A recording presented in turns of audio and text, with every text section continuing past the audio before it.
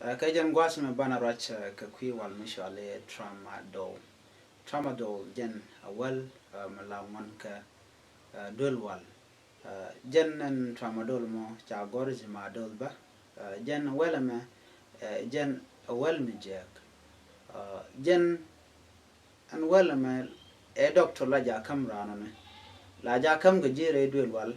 mi cha gu jo ti ka loj mi dej. Ba kami kabaji nyotla dana bi mask je anjen shama ne je bang la ja kam ga ji wo bi mat wang dang de ma do na mo la tetin duno gomare wajen goma ko na smo da kwai kama na le rode ke sha ku jugnu na de ke sha na nyot mandana le de antama cheto go an tramadol kezi madol pointe chajen wela danen yer garden tama and tramadol madje nasten kon tigrun wel badek kie to korun wel dich kie wel ngwan awonyam mimo mera mimo dong chi family de chejo control kie chejo capture katin jegro kon lat ken weni ba wel mo ba jamat kan kan wang de choko jan wan wi de die jo ga je de la kan ka mask ka jan gwazamo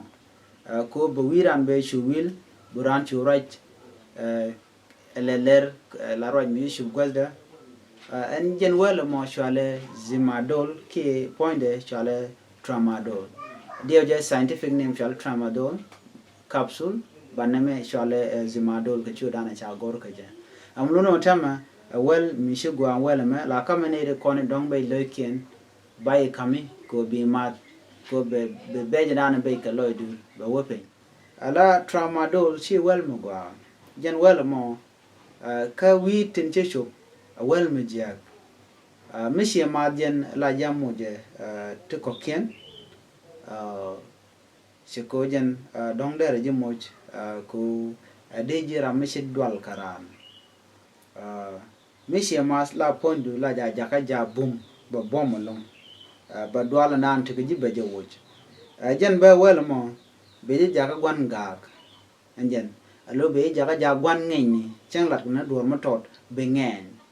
an wel mo poinda wel mi jega tema mo goro de ran mi jira ma te ka gaat de gaat ku de ka gujo to ngula kana leda an wel shi ala tramadol ne jen lalat kare lazlasa ke soda agat lo bukana kula mat an gada mo machine chama do wel mo jen te ka la tuo ka jen an gat ka de la tuo ton de re kula ngai ka je to gada me to chama ka wel mo ke kana ma de re ngai an gat point la ja go to be let che dor ka jen bo baraje le lerba kajan bo la ledi shenina anjan en wel mina me jagran ko ba chore jen gui konde la chur la kan nga kwal ko chebele diere chang were ri kaba chebe diere yo chang moja bot chang moja mu chang le nimi jiääk la tele dwalten mulono to ntama che chiang che jiääk ka garden konde la gara tiene tin gui ko ken kala future ke kana ne dial konde na de te gurun ko gwase be ya antama kan wang kon la ma ke kan gaat kon ke jan gwase me la wang to chop jan ngwan di je wuga jan de la ran ka mat ku be jukule yong anjan antrama dolamo chawel mi jiääk mi monta ma chankira na mat ka kwang bon ma drana duela gwada dana teten kay yom be rar yo ngode eren mi di chakula ron wel ma ka gwada dan che chuko community ki ka wech mitel long ni la ja use na money kini la ja let kanati mo ti criminally te la nang na kini de lat kiti je ko la kana sho mat bran mi je we la be shulat ka ta mi ko bere wo ja ta ma ko ya mat gar tiene goar nyet mane kan gar doli to to dere go dere and dere git mi ti ga dere la de met ko na be ti de be yara won yam a shio wale ala community la lar ni jo neme kaneme jiääk ajen laran la ro ko ya ger mu karan jo neme jiääk che janga je jiääk ko an wait te cái này đi pi nó vẫn te niam to kwala gora ka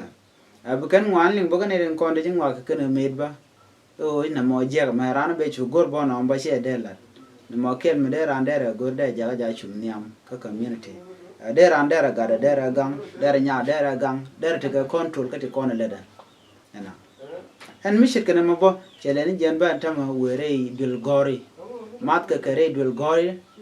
dul gorka agwas me kula gor ngi ngwana ten she gwas mo dong de ran gor de mat ka jen gol mo ten ko ba jin on kor to kan tin jeg dial ko de ran de kalat ka community ke gwas da na gor naath man kule lari gena mishran misha mat ka tramadol de ran de mo ko jen la ja la kare ko kaka kire la sa kama na mat ke ki soda mat ke en misha la tin be shu ma dong gom be yong misha mon rami anang dulol ka cha tum ba ni min dong de ye de jiɛn de ne jiɛn muluno te ma yang ran mon cha gor dong ka cha ma cha de gor de nang dulol ko dong cha de ngai ko chira na balar ko mi ran la ru isha mat o de shu nga jo rami cha gul mat ka wele jega me ka mishi jen no den da ran de ye de jiɛn kan e dial ko kenen kon shilat ke internet ke ko social media win ko ken te example te gaten kini de wan yigen che jiɛn ka jen wele chal tramadol on ran mangi jo ti ga dong mor ki ni mor mle de no bi gor bi la de shi mo go de ran jo ngweno de mat ga kwang ka dungo de mat ka jen wele mo jen chi de goro de do de ma nu widu bang ka telen be jekten cha go ba yar te du man dana ben yam rɛydɛ so gore de gwich ka do ba dan de wo ke den changa mo gor je ka te biya ka goro to biya ka ngai anjen te ka mala kamla ja mo je mushala hallucination mo je mushala insomnia mo je nervousness mo je difficult to breathe kar to kama ke je rɛydɛ ka ami mo jin de ye du man dan en ye ke je de ja ka ja difficult ke de bo mo de breathe kana ching je de ale ko ken go de ran de gwich adina go tramadol me shi me go an wa ji wi chara jen go je ba kula ti me mon sha je ga do cha pen twa chu ka ben ngarde ala war ga de manane shi pen ka cha wanga cha kale me sha ben la dare jo ka youtube che bi je kala tok ne me gula jen gol ma ba ka de je kula woji di en chianga me ba ji ka community awareness chit ko antama kan jidul go de kan awareness de kan to do no mala de tam ka jidul go ke ne ko ne yang dul go shikan ne ko nong de michigan de kan to shikana go de kan ke lar ke